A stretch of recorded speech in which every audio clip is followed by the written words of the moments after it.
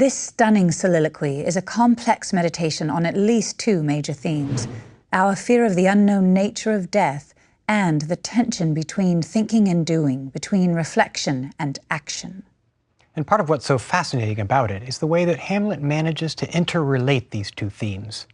Hamlet sees that his own reflections on the hardships of his life and the possible alternative of ending those hardships through death cause him to hesitate before acting. Hamlet's delay in seeking revenge, then, has to do with his own existential reflections about the mystery of the afterlife. And as valid as these reflections may be, it does rather seem like Hamlet's having trouble keeping his promise to his father's ghost. Ah yes, when he swears that the ghost's commandment all alone shall live within the book and the volume of his brain.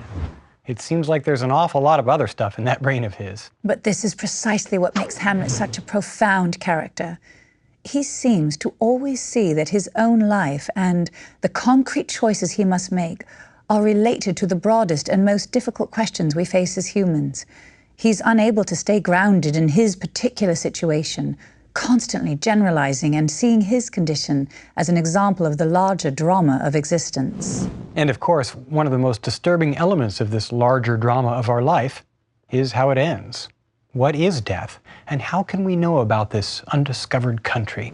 Hamlet's tragic realization in this soliloquy is that you can't simply push all of this out of your head, take action, and worry later about the big metaphysical questions. Because how you act, what you do, depends precisely on what you think life and death are all about. Ah, that reminds me of something that's been bothering me. Yes, Ralph? Well, sorry, it's kind of a detail, but it's still been bothering me. Don't you think it's ironic that Hamlet describes the afterlife as the undiscovered country from whose bourne no traveler returns? I mean, he's just been visited by his dead father's ghost. That seems like a traveler from the afterlife to me. Excellent point, Ralph. But does Hamlet really learn anything about death from his father's ghost? It seems all he learns about is what happened in the world of the living. Yeah, true enough. And frankly, that's probably why we're so fascinated with the idea of ghosts coming back from the dead. Precisely because a ghost would know about being dead. Perhaps when Shakespeare wrote this amazing speech about what dreams may come in that sleep of death, he wasn't thinking about Hamlet's fears, but his own. Sarah, one more thing. I know we just talked about whether or not Hamlet is considering suicide in this soliloquy, but I'm not just done with it yet. All right, Ralph, go ahead.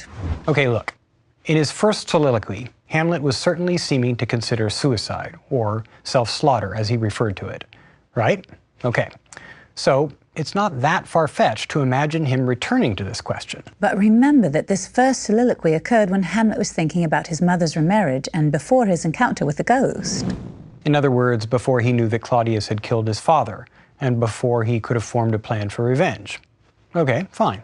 Then the encounter with the ghost of Hamlet's father might have eliminated Hamlet's suicidal thoughts and replaced them with thoughts of revenge. So then, Hamlet became more energized after this conversation with the ghost. And in his soliloquy near the end of Act 2, Scene 2, the rogue and peasant slave speech, his main concern was why he hasn't taken action yet. That's right. There's no reference to suicide. But surely Hamlet is referring to suicide later in this monologue, when he says, "For who would bear the whips and scorns of time, etc., when he himself might his quietus make with a bare bodkin?" It seems likely, but we can't be certain that Hamlet is thinking about his own suicide. Well, if not his, then whose? Well, remember that Hamlet's reflections are not just about his own situation. They expand into a meditation on the existential situation faced by all humans.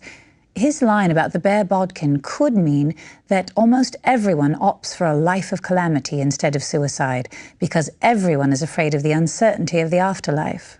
Okay, fine. But we've been imagining here that Hamlet is both reflecting on his own situation while he's also speaking to this larger human condition.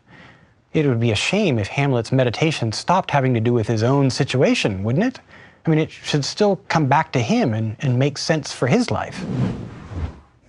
You are right, Ralph. That does seem confusing. But to my mind, that's precisely the problem. Is he getting pointlessly lost in abstract concerns that simply further delay his plans to take revenge on Claudius? Hamlet himself seems to suggest that his philosophizing is making him a coward. Oh, Sarah, you're kind of skewing this question towards the side that sees Hamlet as a coward. You're totally right that he says that conscience makes cowards of us all, but as usual, he's being a little too hard on himself. This philosophizing is actually crucial to what he must do. If it turns out that it's simply not morally right to murder Claudius, even as revenge for King Hamlet's murder, should he really do it? I mean, an eye for an eye makes the whole world blind, right? Ralph, you're more sympathetic to Hamlet than he is himself. His father has literally come back from the grave to tell him to take revenge on Claudius, who's clearly a horrible man, and you think that Hamlet should wander about for months speculating on the nature of life, death, God, and reality? Sometimes I'm amazed that the audience has the patience for it.